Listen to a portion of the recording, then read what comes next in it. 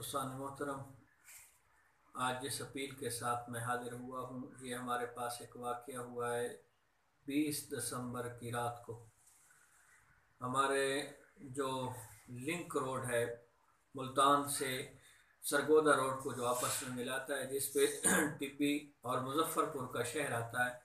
तो इस link road पे बिस्मिल्लाह मस्जिद ज़ेर तामीर है। यहाँ से लेकर मुल्तान रोड तक जो ग़ालिबन 3 किलोमीटर बनते हैं,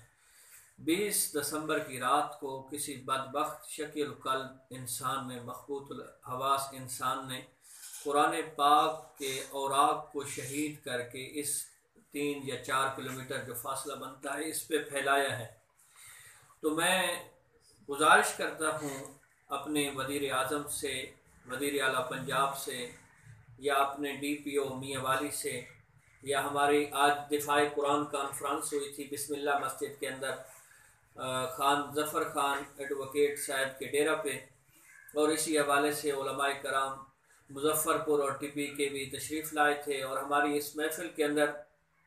DCO माहर मोहम्मद रियाज लक साहब भी तशरीफ़ लाए थे और उन्होंने भी खिताब किया था।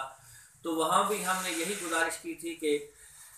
इस मसले को एक अच्छे अंदाज के साथ सुलझाया जाए, और जो इसका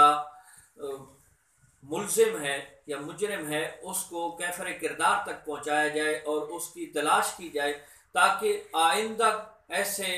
हालात से, ऐसे वाक़यात से बचा जा सके।